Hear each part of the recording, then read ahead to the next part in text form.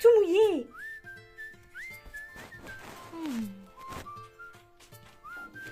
Le père, il arrête pas de pleurer.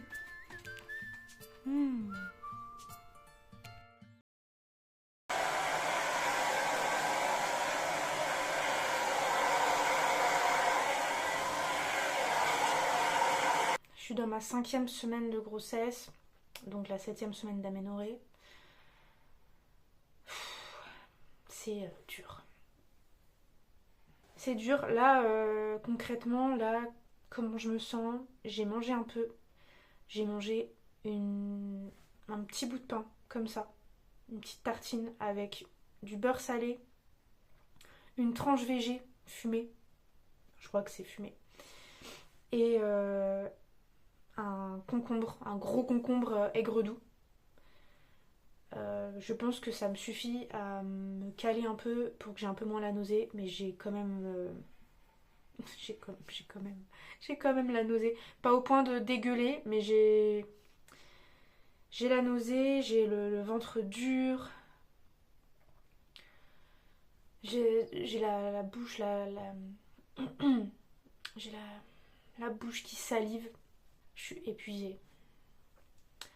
Et hier soir, j'ai explosé en pleurs parce que vraiment j'ai passé une journée compliquée, même si j'étais au téléphone avec mes sœurs, et que ça m'a beaucoup changé les idées. En fait, franchement, c'était une bonne idée de leur dire maintenant. En plus, j'ai réussi à le dire dans un laps de temps où je me sentais pas trop mal, où j'avais pas de nausée, où j'avais pas de brûlure à l'œsophage. C'est venu qu'après dans la soirée. Donc vraiment, j'ai pu profiter d'un court laps de temps pour annoncer à ma famille que j'étais enceinte, sans avoir à l'annoncer en mode je pleure, au secours, aidez-moi, mais un petit peu en bonne nouvelle, donc ça leur a fait une bonne surprise. Et, et là, ouais, c'est bien pratique du coup, parce que c'est pratique. C'est pratique, j'arrive pas à développer. Je vais souffler. Pourtant, je fais tout ce qui est en mon possible pour aller bien, mais même en faisant ça, ça va pas quoi. Là, j'ai pris ma douche ce matin, je me suis lavé les cheveux pour que ça me fasse du bien. Je suis allée aux toilettes, j'ai vidé mes intestins, donc vraiment, j'ai pas un truc qui bloque, un truc qui fait que forcément je me sens mal. Non, là, en plus, j'ai mangé, enfin bref. Il y a tout qui est censé être fait pour que ça aille bien. Je suis propre, habillée. Généralement, quand je traîne en pyjama, pas lavé, je me sens moins bien. Le fait de prendre une bonne douche chaude, généralement, ça fait du bien aussi. Mais là, heureusement, heureusement que j'ai fait tout ça ce matin. Parce que même en faisant tout ça, je suis mal. Je suis vraiment mal. Donc ouais, hier soir, fin de journée, j'ai eu des nausées toute la journée. J'avais très mal dormi la veille. Donc nausées toute la journée, même si mes soeurs étaient là pour me changer les idées. M'écouter, ça m'a fait du bien. J'ai fini la journée avec des brûlures à l'œsophage immenses, brûlantes, intenses, horribles. Plus la nausée. J'ai voulu me lever pour aller me laver un petit peu avant 21h. Je dis à Baptiste, je pense que peut-être que ça me ferait du bien de prendre une douche avant de dormir, peut-être que je passerai une meilleure nuit. Baptiste il me dit oui c'est une bonne idée, vas-y va te laver et tout. Sauf que en fait avant ça j'avais fait la vaisselle, les 3/4 de la vaisselle, et Baptiste avait refait un bout de vaisselle plus fait à manger, donc je sais pas, il avait dû tirer de l'eau en plus, enfin bref. En gros on a tiré trop d'eau dans la fin de journée, ce qui fait que une fois déshabillée dans la salle de bain, les cheveux gras, détachés, prête à rentrer dans la baignoire. Là je dis mince, ça se trouve il reste pas assez d'eau. Du coup, je demande à Baptiste qui est dans la cuisine s'il peut enclencher le bouton pour voir si il reste des douches et si je peux me laver. Et en fait du coup il enclenche le bouton, puis moi j'étais dans la salle de bain à regarder, puis je vois qu'en fait il y a 2 douches qui clignotent, ça voulait dire qu'il n'y avait pas d'eau. Il n'y avait aucune douche qui ne clignotait pas, donc j'avais pas d'eau pour me laver, juste un fond d'eau tiède qui allait devenir froide, et là j'étais déjà à poil prête à me laver, donc je me dis, je me rattache les cheveux parce que je savais que du coup j'allais pas pouvoir me laver les cheveux à cette température là, avec le peu d'eau qu'il y avait, donc je me rattache les cheveux à contre-cœur parce que j'avais vraiment envie de me laver les cheveux, et je rentre dans la douche, et en fait l'eau Elle a tenu, je sais pas moi, 30 secondes tiède et ensuite elle était de plus en plus froide. J'ai même pas eu le temps de me savonner en fait. Je me suis rincée, je me suis frottée avec mes mains et je savais que j'allais pas avoir le temps de me savonner et de me rincer avant que l'eau soit gelée. Donc je suis sortie de la douche, j'avais super froid. Et, euh, et Baptiste en profite pour finir de laver les toilettes parce que on avait commencé ce week-end et on n'avait pas fini. Et il profite de ce moment-là, les toilettes sont dans la salle de bain, juste à côté là. Il profite de ce moment-là pour sortir les lingettes. Et là, l'odeur des lingettes avec mon odorat surdéveloppé et mes nausées horribles. Moi, je sors de l'eau froide avec ma serviette gelée. En plus, il fait vraiment froid chez nous. On a beau mettre le chauffage, il y a des courants d'air, c'est terrible. L'odeur des lingettes, d'essai. Atroce. Du coup, là, au bout de ma vie, je dis à Baptiste, j'ai froid, je me sens pas bien. En plus, j'avais ma serviette qui était vraiment courte et j'arrivais pas ni à lever la jambe hier, ni à me baisser pour m'essuyer les jambes qui étaient encore toutes mouillées. J'avais froid. En fait, ça venait me faire mal dans l'aine et sûrement dans les ligaments à ce moment-là. Donc, et ça me venait m'appuyer sur le ventre. Bref, c'était super désagréable et j'étais gelée et j'étais pas bien. Et en fait, je suis montée me coucher et j'ai explosé en pleurs en montant les escaliers. J'étais même pas encore dans mon lit, j'ai explosé en pleurs. Je me suis couchée vers du coup 21h, j'ai dû m'endormir vers 21h30. À minuit, non, à 23h30, j'étais réveillée une première fois par des nausées. Je m'étais mis quelques amandes à tremper dans de l'eau et j'avais un petit verre, un gros verre d'eau pour la nuit, avec une paille pour éviter d'avoir à me lever pour boire. Donc je fais avec les moyens du bord et au fur et à mesure que les jours passent, j'essaye de trouver des petites tactiques comme ça. La paille, c'est bien pratique pour ne pas avoir à se lever la nuit parce que même si mon ventre ne se voit pas pour l'instant, il est tout dur et en fait, c'est hyper fatigant d'appuyer sur, de prendre appui sur mes bras pour me relever parce que j'arrive pas à me lever juste en forçant sur mes abdos en ce moment. Du coup, bref, je fais un premier réveil à même pas minuit, nausée.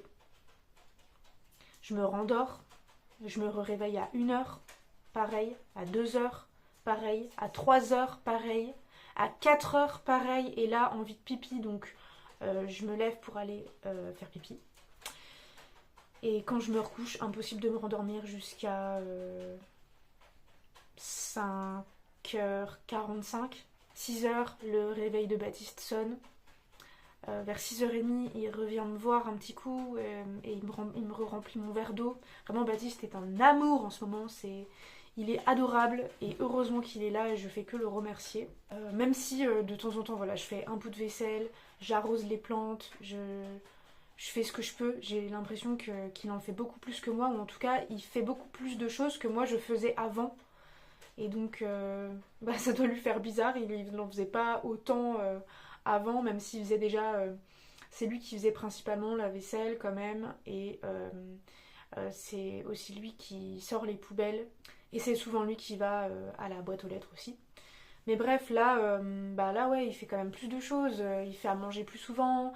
Il met la table, il débarrasse. Une des rares fois où je le vois faire les toilettes, bon, c'était hyper désagréable pour moi, mais voilà, il a quand même fait les toilettes, il a nettoyé les toilettes hier, je suis contente de ne pas avoir à le faire.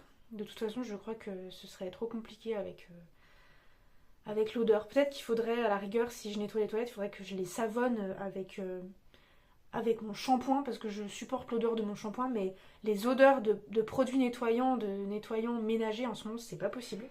Donc une nuit horrible à me réveiller toutes les heures, à plus dormir de 4h à 6h. Et après j'ai fini par me réveiller ce matin à 8h et traînailler au lit jusqu'à 9h. C'est même pas que j'ai traînaillé, 9h30. J'ai pas traînaillé en fait, j'étais plombée. C'était impossible pour moi C'était impensable de me lever, je me suis même forcée à me lever. 12 heures après m'être couchée. Je me suis forcée à me lever, forcée à prendre ma douche, etc. Et là, ça fait 10 minutes que je vous parle, debout, devant mon lavabo dans ma salle de bain, après m'être séché les cheveux. Et je suis au bout de ma vie. Je sais même pas comment j'arrive à vous parler encore et à tenir encore debout. C'est dur, c'est dur, c'est dur, c'est dur, c'est dur. C'est très dur. Et je suis heureuse que mes parents et mes soeurs soient au courant, que ce soit des personnes de confiance qui puissent vraiment garder le secret, le dire à personne. J'ai pas du tout envie qu'il y ait d'autres personnes qui le sachent. Au début, on voulait l'annoncer aussi rapidement aux parents de Baptiste, mais vu comment je me sens, c'est très compliqué en fait. C'est très compliqué. Et j'arrive pas, j'arrive pas à me réjouir. De toute façon, il y a encore beaucoup de risques qu'il y ait un arrêt de grossesse. Je serais pas prête à supporter si fausse couche il y a, je serais pas prête à supporter bon quand est-ce que vous vous y remettez et tout. Je crois sincèrement que si je faisais une fausse couche à l'heure actuelle, on referait pas d'essai bébé tout de suite avec Baptiste. Je me sentirais pas du tout prête à être enceinte de nouveau.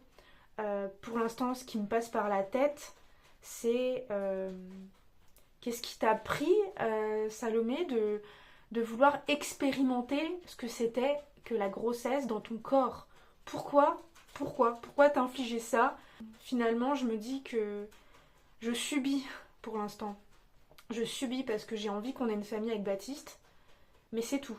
Et là, il y a des idées comme ça, des pensées qui me viennent du style est-ce que ça aurait pas été forcément, enfin, non ou pas, mais je sais pas si je regrette d'avoir voulu essayer d'être enceinte pour le vivre dans mon corps, mais je questionne en fait vraiment. Je sais pas si je peux vraiment questionner parce qu'avant de le tester, je pouvais pas le savoir, mais c'est. J'y pense et je me dis, mais quelle idiote! Après, je sais pas, peut-être que, ouais, peut-être que c'est qu'une. Oui, c'est qu'une question de temps, mais j'arrive pas à me le dire. Peut-être que c'est qu'une question de temps et que dans quelques semaines. Quelques semaines, c'est dans trop longtemps, mais peut-être que dans quelques semaines, ça ira beaucoup mieux et peut-être que ce sera même peut-être agréable d'être enceinte. Et peut-être que là, je me dirais, ok, j'ai bien fait. Ok, potentiellement, on pourra en avoir un deuxième dans ces conditions si c'est que une histoire de premier trimestre à passer. Mais là, en plein dedans, non. Non, non. D'un côté, je me dis, si ma grossesse s'arrêtait, je recommencerais pas. D'un autre côté, je me dis des fois que j'aimerais bien que ça s'arrête. Je suis pas sûre de vouloir arrêter d'avoir mon petit embryon dans mon ventre, mais j'ai vraiment envie que tous ces symptômes ils s'arrêtent en fait. Ça c'est terrible. Et d'un autre côté, j'aimerais pas que ça s'arrête dans le sens où si tout ça s'arrêtait, la grossesse s'arrêterait et, euh, et surtout j'aurais eu l'impression de vivre tout ça, toutes ces souffrances-là, toutes ces douleurs, tous ces inconforts immenses. J'aurais eu l'impression de les vivre pour rien. Pour rien, en plus dans le sens où même si après une fausse couche, on dit que le corps est prêt, qu'on retombe enceinte plus facilement, etc. Même si tout ça, moi, s'il y avait une fausse couche, voilà, comme je vous disais, on recommencerait pas. On recommencerait pas avant peut-être un an en fait. Bref, du coup, sachant tout ça, je peux pas, on peut pas le dire maintenant à nos proches parce que c'est très très rare les moments où je me réjouis et que je suis pas prête avec tout ce que je suis en train de vivre actuellement à supporter potentiellement euh, tout un tas de questions sur quand est-ce que j'accouche, où est-ce que j'accouche, qu'est-ce que je veux pour mes enfants, est-ce qu'on va leur faire manger de la viande, est-ce que si, est-ce que ça, où ils vont aller à l'école, le privé, le public, ah mais l'école à la maison, mais c'est horrible et blablabla. Bref, je suis pas prête du tout à toutes ces questions, à toutes ces, à toutes ces réflexions passives, agressives de l'entourage qui se rend pas compte en fait de ce genre de réflexion qu'il peut faire. Mais je suis pas prête, je suis pas prête. Déjà même si mes soeurs me l'ont dit pour rire l'autre jour, enfin, des réflexions du style, ah mais tu sais que si le ventre est pointu c'est un garçon et si machin. Bref, elles étaient en train de rire, enfin, pas rire, mais elles étaient en train d'évoquer les croyances de certaines sociétés en fait. Et même ça, dans l'état dans lequel j'étais, j'avais pas envie de l'entendre. Je me disais, ça vient juste rajouter des croyances et des injonctions. Et mes soeurs avaient beau me dire que dans certaines sociétés, c'était finalement rassurant aussi ces histoires de si j'évite de marcher au-dessus d'une courge, mon bébé n'aura pas le cordon ombilical coincé autour du cou. Mais c'est à double tranchant en fait. Si jamais tu marches sur une courge, ensuite au-dessus d'une courge et qu'il y a quelqu'un qui te dit ah mais du coup ton bébé a beaucoup plus de chances de naître avec le cordon ombilical autour du cou, ça peut être très anxiogène pour des gens qui ne s'y connaissent pas. Moi je sais qu'en plus un bébé qui naît avec le cordon autour du cou c'est pas grave du tout en fait. Le cordon il est fait de sorte que ça coulisse, ça ne coince pas le cou, la circulation du sang, ou en tout cas sûrement très peu. Et, euh, et en plus de ça, ça ne coupe pas la respiration, le bébé respire toujours par son cordon, et le cordon, même s'il est serré, même s'il y a un petit nœud dedans, c'est un nœud qui se coulisse en fait, et qui ne coupe pas la circulation sanguine et l'oxygénation du corps. Donc, bref, moi je suis au courant de tout ça. J'ai pas envie de chercher en plus à rassurer les gens. J'ai pas envie d'être face au questionnement des gens, aux interrogations des gens, au stress des gens, aux peurs des gens. Je veux rien entendre de tout ça pendant toute ma grossesse. Donc, j'ai pas envie. J'ai envie qu'on reste dans notre bulle avec Baptiste. En plus de ça, l'annonce du mariage, je fais vraiment un parallèle avec notre annonce de notre mariage et ça a été vraiment compliqué dans le sens où on était très heureux au début de l'annoncer à nos familles. On avait hâte, on se réjouissait, on avait le trac. Et à partir du moment où on l'a dit, ça a été la descente aux enfers, ça a été du stress constamment, le sujet du mariage qui revenait constamment sur la table avec tout ce qu'il fallait encore faire, tout ce qu'on n'avait toujours pas faire, et qu'il fallait qu'on se presse pour faire ci, et qu'il fallait qu'on se presse pour faire ça, et que des trucs, que des injonctions à rajouter par rapport au mariage, le bouquet, les alliances, les costumes, la coiffure, le maquillage, le traiteur. On a fini par prendre un traiteur évidemment pas parce que, comme l'imaginait ma mère, j'allais avoir autre chose à faire le matin de mon mariage, plutôt me vernir les ongles, etc. et me maquiller, et que j'allais avoir la flemme de faire à bouffer. Si on a choisi finalement un traiteur, c'est parce qu'on s'est dit que j'allais peut-être être enceinte, que ça allait peut-être être dur dans mon premier trimestre de grossesse, et que j'allais peut-être préférer, dans mon premier trimestre de grossesse, ne pas avoir à faire à manger pour une quinzaine de personnes. Donc ça c'était plutôt bien joué, bien réfléchi de notre part et c'est ok comme ça. Mais pour le reste la coiffure je m'en fous, le maquillage je m'en fous, les alliances on s'en fout avec Baptiste. La robe c'est bien parce que ma grand-mère m'a dit, elle m'a même pas posé la question, elle m'a dit ah bah je te ferai ta robe. Voilà, et maintenant avec la robe il y a les chaussures, puis avec les chaussures il y a le manteau, et maintenant on me parle du bouquet. J'en pleure, ça me rend malade tout ce stress, vraiment, c'est atroce, ça nous a sortis de notre bulle, ça nous a sortis de nos projets, ça nous a sortis de ce qui nous donnait l'élan de faire les choses, ça nous a sortis de nos aspirations, de notre bulle, de notre amour, de notre envie, de notre désir de faire les choses, de notre joie, ça nous a sortis de notre joie, carrément. Donc, voilà, je fais en ce moment un parallèle avec l'annonce de notre mariage et l'annonce de notre grossesse. Et j'ai pas du tout envie, du coup, qu'en annonçant notre grossesse, ma grossesse, à notre famille élargie, j'ai pas du tout envie que ça nous sorte de notre bulle. J'ai envie que les gens nous laissent tranquilles. Je sais que les gens vont être heureux, mais être heureux, on peut être heureux sans s'accaparer les projets des autres, en fait. Et on peut être heureux sans projeter nos peurs sur les autres aussi. Enfin bref, on peut être heureux dans son coin en laissant les gens tranquilles et en évitant voilà, de faire une projection de ce qu'on aimerait, de nos peurs, de nos souhaits sur les projets des autres et sur la petite bulle d'une famille, d'une nouvelle famille qui est en émergence, en bourgeonnement, en construction et qui est encore fragile, vulnérable. Moi je le vois vraiment comme ça avec Baptiste, on est notre famille aujourd'hui. Et mes parents et mes sœurs, c'est notre famille élargie. Et les parents et les frères de Baptiste, c'est notre famille élargie. Et nos oncles, nos tantes, nos cousins, nos cousines, nos grands-parents, c'est notre famille élargie plus plus.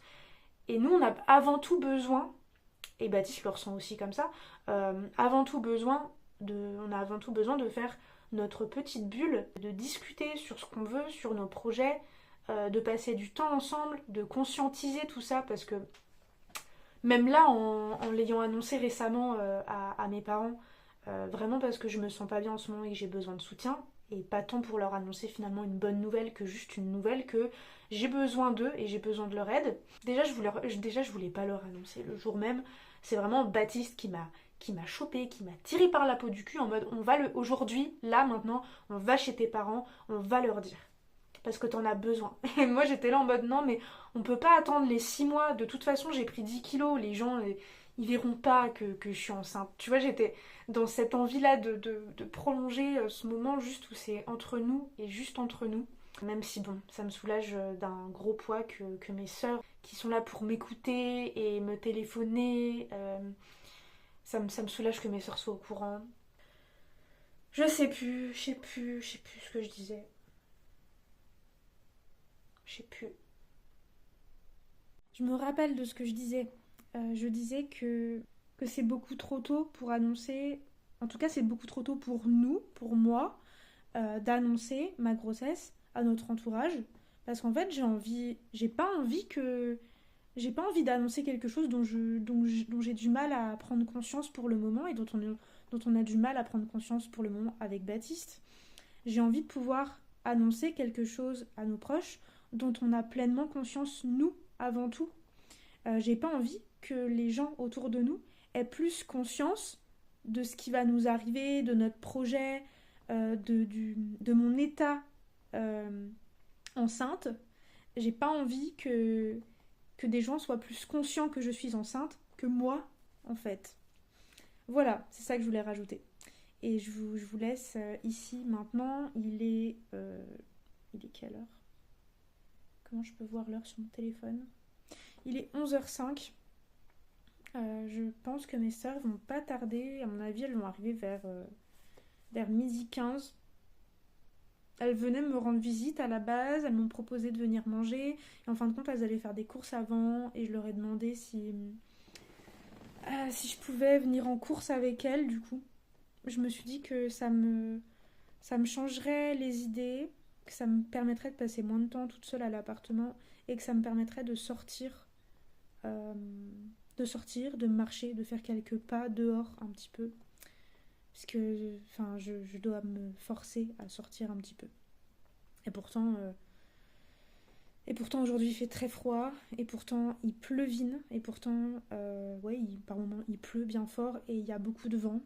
C'est pas du tout un moment qui donne envie. C'est pas du tout une météo qui donne envie de sortir, surtout dans mon état.